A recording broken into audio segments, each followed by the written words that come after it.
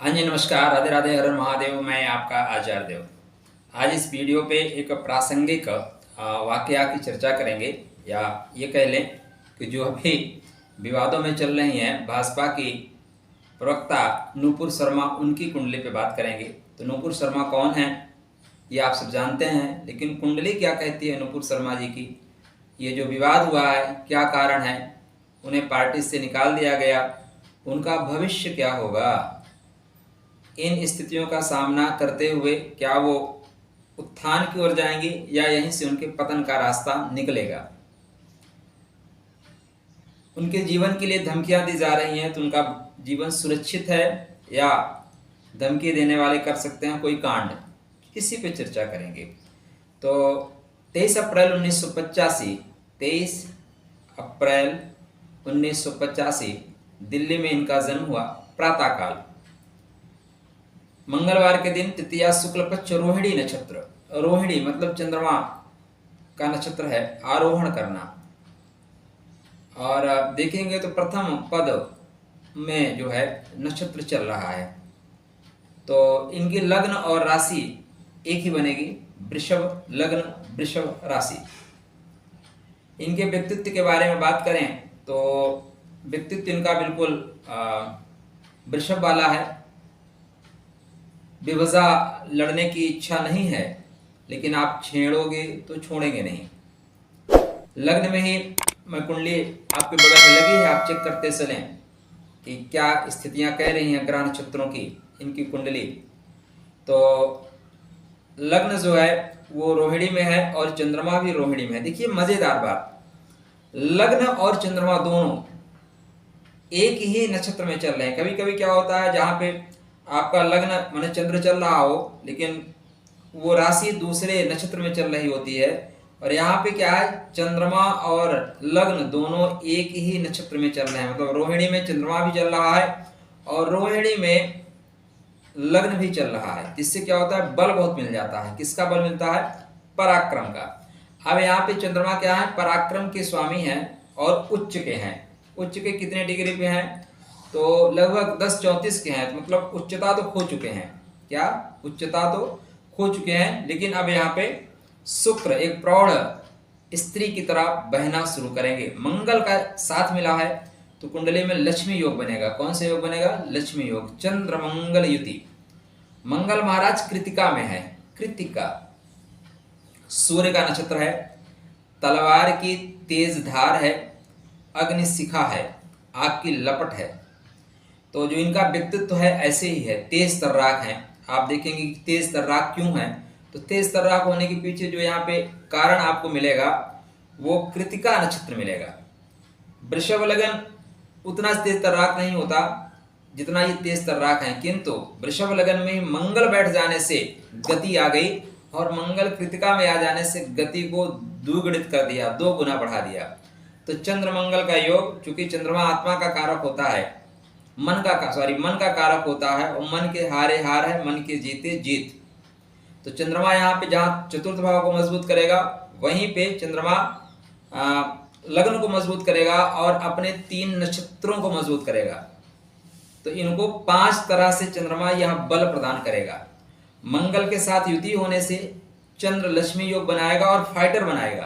क्या फाइटर बनाएगा? जैसे अगर बैल अपने आप लड़ने पे आ जाए, ठीक है ना, लड़ने पे आ जाए तो किसी से फिर वो पीछे नहीं हटता, शांति से बैठा है तो बैठा रहेगा। तो चंद्र मंगल की युति ये इस तरह की चीजें इनको देती हैं। थोड़ी सी बात कर लेते हैं कुंडली पे, फिर आपको इस बारे में वार्ता करेंगे क्या होगा इनका भविष्य। केतु महाराज 6th हाउस में है। 6वें का केतु मंगल जैसा फल देगा, शत्रुहंता बनाएगा। क्या बनाएगा? शत्रुहंता बनाएगा। और ऐसे जो केतु महाराज हैं, विशाखा मतलब 2 शाखा, गुरु के नक्षत्र में है। अब विशाखा में होने से शत्रु एक बार में पराजित नहीं होते, शत्रुओं को पराजित करने के लिए बार बार श्रम करना पड़ेगा। ये चीजें यहाँ पे आएंगी। शनि महाराज इनके बैठ गए हैं 7th हाउस में, इसलिए विवाह में विलंब हुआ, ठीक है ना, क्योंकि शनि जो बैठे हुए हैं वो विशाखा में है। तो 2 तरह की मना स्थितियों को लेकर चलते हैं, बातें बन नहीं पाती। और विशाखा में होने से गुरु का जो प्रभाव है वो थोड़ा सा अलग चले जाता है, क्योंकि गुरु यहाँ पे अष्टमेश है और एकादशेश है, तो अष्टम भाव का प्रभाव भी यहाँ पे सप्तम भाव पर रहेगा। कब? क्यों? क्योंकि जो शनि है वो गुरु के नक्षत्र में है। तो नक्षत्रानुसार आप पकड़िएगा, आपको बहुत अच्छा समझ में आएगा। इसके बाद देखिए, गुरु महाराज नीच के दिखाई देते हैं, ठीक है ना। गुरु महाराज नीच के दिखाई देते हैं, लेकिन नीच के नहीं है। जो जैसा दिखता है वैसा ही हो, ये जरूरी नहीं है। नॉर्मल ढंग से आप देखेंगे तो बोलेंगे गुरु नीच के हैं, बिल्कुल नीच के नहीं है जी। तो गुरु श्रवण नक्षत्र में चल रहे हैं। किसमें? श्रवण नक्षत्र में चल रहे हैं, और श्रवण नक्षत्र में गुरु नीच के नहीं होते। अब ऐसे गुरु धीरे से बहना शुरू करेंगे शनि जैसा, चंद्रमा जैसा। श्रवण नक्षत्र के स्वामी कौन है? चंद्रदेव है। देवत्व किसको मिला है? भगवान विष्णु को मिला है। तो ये एक ऐसा गुरु जो शनि का स्वरूप धारण कर लेगा, ऐसा गुरु जो शनि का स्वरूप धारण कर लेगा, उसकी तरह काम करेगा।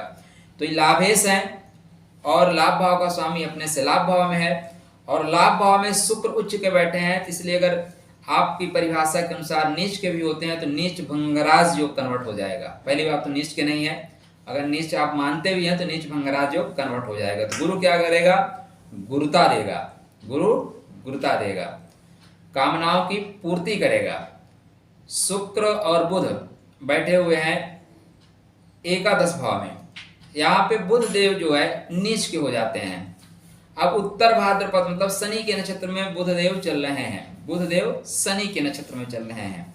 गुरु के घर में जाके जहां ज्ञान की बात करते हैं, वहीं शनि उनसे कर्म की बात कराता है, तो उनको थोड़ा अच्छा नहीं महसूस होता, क्योंकि मुक्ति के लिए जा रहे हैं। शनि कहता है नहीं, कर्म करो तब मुक्ति देंगे, तो थोड़ा बुरा मान जाते हैं।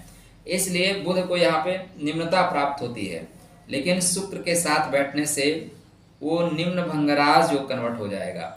शुक्र यहाँ पे पूर्ण उच्च के नहीं है, उच्चता की ओर बढ़ रहे हैं। तो उच्चता की ओर जो बढ़ने वाला ग्रह है ना, बहुत अच्छा फल देता है। कभी आप देखिए, जो नेता बनने की ओर अग्रसर हो, जो प्रमोशन पाने की ओर अग्रसर हो, बहुत अच्छा काम करता है।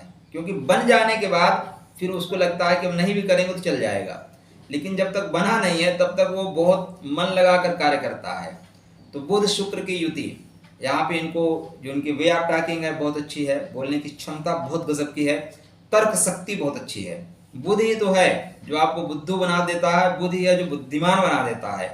तो बुध शुक्र की युति यहाँ पे, और पंचम दृष्टि लग्न पर गुरु की होने से व्यक्तित्व तो लाजवाब है, वे ऑफ टॉकिंग तगड़ी है, तर्क शक्ति प्रबल है। बुध क्या है? बुद्धिमान होता है, तर्क शक्ति युक्त बातें करता है।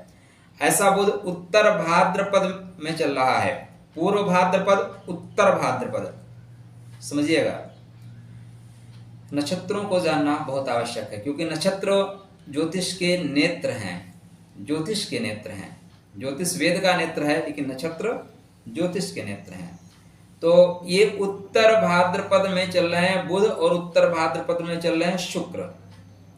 शुक्र लग्नेश हैं और बुध द्वितीयेश और पंचमेश हैं। तो बहुत शुभ भावों के स्वामी है। लग्न ऑलरेडी शुभ होता है, बैठा है लाभ के घर में, समस्त कामनाओं की पूर्ति के घर में, समस्त कामनाओं की पूर्ति के घर में बैठा है, ध्यान रखिएगा। वहीं पे पंचम भाव का जो स्वामी है, द्वितीय भाव का स्वामी है बुध। एक तो हम अच्छी जगह बैठे हैं, और वहीं पे हमारा कोई मित्र जो हमें प्रेम करने वाला हो वो भी आके बैठ जाए, तो फिर क्या है? मणिकांचन संयोग बनता है, सोने पे सुहागा हो जाता है। क्योंकि शुक्र यहाँ पे आनंदित हैं, बुध जाके उनके आनंद को द्विगुणित कर रहा है। तो यहाँ पे बुध शुक्र की युति है, इनको जीवन में मनोकामना की पूर्ति करने वाला, उच्च पद प्रदान करने वाला होगा। सूर्य देव द्वादश भाव में बैठे हैं अश्विनी नक्षत्र के, मतलब पूर्ण उच्च के हो रहे हैं। 9, 14, 53 पूर्ण उच्च के हो रहे हैं। अश्विनी में सूर्य को पूर्ण उच्चता प्राप्त होती है। ये सूर्य द्वादश भाव में बैठे हैं, अतः द्वादश विदेश से इनका संबंध होगा। इन्होंने एजुकेशन विदेश से प्राप्त की, कानून की डिग्री इन्होंने ली, और उसमें अच्छी खासी इनकी पकड़ है। कई कंपनियों के लिए इन्होंने कानूनी सलाहकार के तौर पर कार्य किया, जिसमें उन्हें काफी सफलता मिली। यहाँ पे राहु बैठे हुए हैं, सूर्य के साथ राहु दबाव बनाने वाला, राहु ब्लेम करने वाला, राहु ग्रहण लगाने वाला। तो क्या राहु सूर्य को ग्रहण लगा देंगे? प्रश्न ये आता है क्या ग्रहण लगा देंगे? राहु द्वादश भाव में है, मंगल की मेष राशि में है, और नक्षत्र में देखें तो भरणी नक्षत्र में है, शुक्र के नक्षत्र में है। किसके नक्षत्र में है? शुक्र के। तो शुक्र यहाँ क्या है? लग्न अधिपति है, प्रधानमंत्री है, और प्रधानमंत्री के नक्षत्र में राहु बैठा हुआ है, इसलिए ग्रहण नहीं लगा पाएगा। क्यों नहीं लगा पाएगा? क्योंकि नक्षत्र जो स्वामी है, नक्षत्र स्वामी है, वो बोलता है बेटा मेरे ही घर में बैठे हो, तो ग्रहण कैसे लगाओगे, परेशानी कैसे दोगे? परेशान नहीं करने देंगे। तो यहाँ पे सूर्य का द्वादश में जाना निश्चित रूप से सुख के संसाधनों में परेशानी आती है, सुख में कमी आती है, सुख व्यय हो जाता है, आप ऐसा कह सकते हैं। और राहु का साथ में बैठना ये बताता है कि आपके ऊपर आक्षेप लगेंगे, आपको पीछे धकेला जाएगा। अब बात करते हैं इनकी कुंडली में जो ये स्थितियां हुई, आपत्तिजनक टिप्पणी। भारत में मजेदार बात यह है कि सच बोल देने को आपत्तिजनक कहा जाता है, और जो यहाँ का बहुसंख्यक वर्ग है उसको आप अपमानित करते रहो, प्रताड़ित करते रहो, कुछ भी बोलते रहो उनके आराध्य के बारे में, कोई दिक्कत नहीं, ना न्यायालय को दिक्कत, न सरकार को दिक्कत। बड़ी अजीब सी विडंबना है। हिंदू धर्म को टारगेट कर देना, हिंदू धर्मावलंबियों को टारगेट करना, ये ब्राह्मण वर्ग से आती हैं, और ब्राह्मणों को टारगेट कर देना बड़ा आसान है। सरकार भी बड़ा चुप रह के सब देखती रहती है, और जिस पार्टी से है उस पार्टी का एक विशेष चरित्र है, कार्यकर्ताओं को बहुत इजीली मरवा देती है, बहुत इजीली ढंग से मरवा देगी, कोई दिक्कत नहीं इनके लिए। पश्चिम बंगाल में क्या हुआ, या 370 हटाने के बाद कश्मीर में क्या हो रहा है, जग जाहिर है। एक वो लोग हैं जिनकी संख्या बहुत कम है लेकिन वो राष्ट्र को अपने अनुसार चलाना चाहते हैं, एक ये लोग हैं जिनकी संख्या बहुत है लेकिन ये इनके अंदर इम्पोर्टेंसी आ गई है। तो ये पार्टी से नूपुर शर्मा को आपत्तिपूर्ण बयान, जो कोई आपत्ति अगर आप सुने तो उसमें आपत्ति जैसा कुछ वर्ड ही नहीं है, एक शब्द नहीं है। किसी को सच्चाई बता देना आपत्ति कैसे हो सकती है? सच को सच बोलना आपत्ति कैसे है? अगर इतनी आपत्ति थी तो ज्ञानवापी पे जो बयान आए, अब तक सबको जेल में होना चाहिए था। लेकिन ये भाजपा का एक माइनस पॉइंट है, दोहरा चरित्र है, नपुंसकता वाला पॉइंट है, खुल के कार्यकर्ताओं के साथ नहीं लड़ सकते, और उसका खामियाजा नूपुर शर्मा को भुगतना पड़ा। खैर, अब हम देखते हैं नूपुर शर्मा की कुंडली क्या कहती है, क्या होगा इनका भविष्य। तो भाजपा से निकाले जा चुकी हैं, क्योंकि ज़्यादा मुखर व्यक्तित्व को संभालना थोड़ा सा आसान नहीं होता। तो राहु की महादशा 2019 तक इनके ऊपर चल रही थी। इसी राहु की महादशा में 2015 में ये दिल्ली में चुनाव लड़ी, चुनाव तो हार गई, लेकिन चूंकि शुक्र का अंतर चल रहा था, राहु में शुक्र का अंतर चल रहा था, तो शुक्र ने इनको मान सम्मान दिलाया, चमक दिलाया। देखिए, बड़े लोगों से हार जाना भी आपके लिए हितकर होता है। तो ये किससे हारी? केजरीवाल से हारी, तो उससे वहां से इनको नेम फेम मिला। उनके जीत के अंतर को कम करके हारी ही नहीं, जीत के अंतर को कम करके हारी। यहाँ से उनको नेम फेम मिलना शुरू हुआ, और धीरे से ये फिर भाजपा में आई। और 2019 के बाद जैसे गुरु की दशा इनके ऊपर आरंभ हुई, निरंतर ग्रोथ करते हुए चली जा रही हैं। अभी जैसे इनका बयान आया, तो बयान आने के पीछे जो आप कारण देखेंगे, तो शनि वक्री हो रहे हैं, शनि मतलब वक्री हो चुके हैं। जब इनका बयान आया तो वक्रत्व, तो शनि की वक्र होना, ये थोड़े से बयान में इनके टेढ़ापन आया। एक्चुअली बयान में कोई टेढ़ापन नहीं है, अगर आप बयान को देखेंगे ना तो कोई टेढ़ापन आपको मिलेगा ही नहीं। लेकिन चूंकि अभी एक वर्ग ऐसा चल रहा है जो षड्यंत्र कर रहा है, और राहु इनका सूर्य के साथ, सूर्य महाराज राहु के साथ होके लग्न में गोचर कर रहे हैं वर्तमान में। तो ये स्थितियां इनकी कुंडली में इसीलिए बनी। और आप देखें तो इस समय गुरु का अंतर, गुरु की महादशा में गुरु का अंतर खत्म हो चुका है, शनि का अंतर स्टार्ट हो चुका है 5 जनवरी 2022 से। तो शनि अभी इनके दशम भाव में प्रवेश किए हैं और वक्री होकर नवम भाव में आ रहे हैं, नवम भाव की तरफ मूव कर चुके।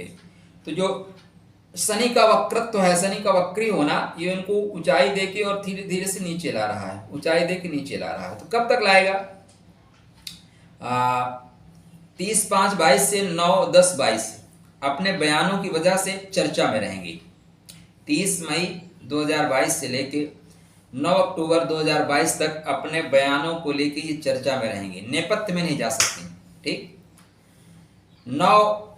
10-22 से 2-12-22 कुछ इनके खिलाफ षड्यंत्र होगा। जो धमकियां मिल रही है ना, जो खुराफाती तत्व खुराफात कर रहे हैं, वो कुछ एक्टिविटी करने की कोशिश करेंगे।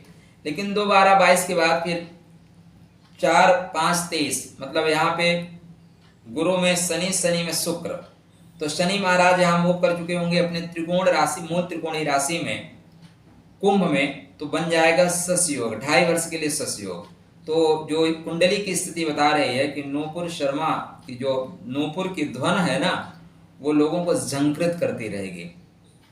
भले इनको पार्टी से निकाल दिया गया हो, लेकिन पार्टी का जो सहयोग है वो 100% मिलेगा, क्योंकि बुध के कार्यकाल में इस तरह की स्थितियां हुई हैं। मतलब बुद्धिमान, सारे पार्टी के बुद्धिमान लोग या मीडिया से काम करने वाले लोग इनके सपोर्ट में खड़े रहेंगे। और 2/12/2022 के पश्चात इनका व्यक्तित्व उभर कर आएगा, या इनको कुछ और नई चीजें, नई जिम्मेदारी दी जाएंगी। हो सकता है पार्टी में अंदर भर कर लिया जाए। अगर यहाँ नहीं किया जाएगा तो 2024 में निश्चित रूप से अंदर कर लिया जाएगा। राजनीतिक भविष्य की बात करें तो 2/12/22 से 4-5-23 तक का जो समय है, छोटा सा कार्यकाल है, इसमें बड़ा सा कार्य करते हुए ये प्रतीत हो रही हैं। लेकिन यहाँ पे इनका राजनीतिक जो कैरियर है धीरे धीरे आगे बढ़ेगा। मैंने 2024 से 2026 राजनीतिक कैरियर बेहतर होता हुआ प्रतीत हो रहा है, और 29/7/2027 में कोई न कोई राजनीतिक पद निश्चित रूप से इन्हें प्राप्त होगा। क्या? निश्चित रूप से इन्हें प्राप्त होगा। अभी गुरु चल रहे हैं, गुरु अष्टमेश हैं। क्या है? गुरु अष्टमेश हैं। तो अष्टमेश की जो पीड़ा है इनको उठानी होगी। ठीक, गुरु महाराज 2019 से इन्होंने स्टार्ट किया है, तो स्टार्टिंग में गुरु अपने मूल त्रिकोण राशि का फल देंगे। अतः 8 वर्ष संघर्ष करना पड़ेगा। कितने वर्ष संघर्ष करना पड़ेगा? 8 वर्ष संघर्ष करना पड़ेगा। गुरु है कहाँ? गुरु श्रवण नक्षत्र में है, इसलिए लोगों की बातों को सुनना पड़ेगा। श्रवण मतलब 2 कान, बोलो कम सुनो ज्यादा। तो श्रवण नक्षत्र में है तो आपको सुनना पड़ेगा। तो 2027 तक जो गुरु की स्थिति है वहां पे पूर्ण कामनाओं की पूर्ति नहीं हो रही है। 29/9/27 से फिर उसके बाद शुक्र की महादशा आएगी, और जैसे शुक्र का अंतरदशा आएगा गुरु में, और जैसे शुक्र का अंतर आया ना, निकलते चले जाएंगे। नूपुर की ध्वनि लोगों को झंकृत करती रहेगी। थोड़ा सा कार्यकाल जो गुरु का पूरा खत्म होगा तो इनके जीवन का जो बेहतरीन अवसर होगा, जो जीवन का आप कह सकते हैं गोल्डन समय होगा, वो 2035 से स्टार्ट है। यहाँ पे आप इन्हें एक बेहतरीन पद पर कार्य करते हुए, देश को प्रगति के लिए कार्य करते हुए आप देख सकते हैं। तो ये थी नूपुर शर्मा जी की कुंडली, जो कह रही है कि इनके साथ जो षड्यंत्र हुआ, इनके साथ जो धोखा हुआ, वो इसलिए हुआ कि राहु इस समय द्वादश में चल रहे हैं। राहु का जो गोचर है द्वादश में, और द्वादश में राहु क्या है? कृतिका से गोचर करके भरणी की ओर जा रहे हैं। शनि का वक्री होना, और यहाँ पे इनके बुध का अपने से द्वादश होना। बुध भी 2 जुलाई तक अपने से द्वादश चल रहे हैं, और यहाँ पे शुक्र राहु की युति बनी हुई है। शुक्र राहु की युति अब कुंडली में देखें तो 18 जून तक शुक्र महाराज राहु के चंगुल में फंसे हुए, ऐसा कह सकते हैं। तो इनका द्वादश भाव में राहु शुक्र की युति 18 जून तक इनको थोड़ा सा दबाव में, प्रेशर में रखी हुई है।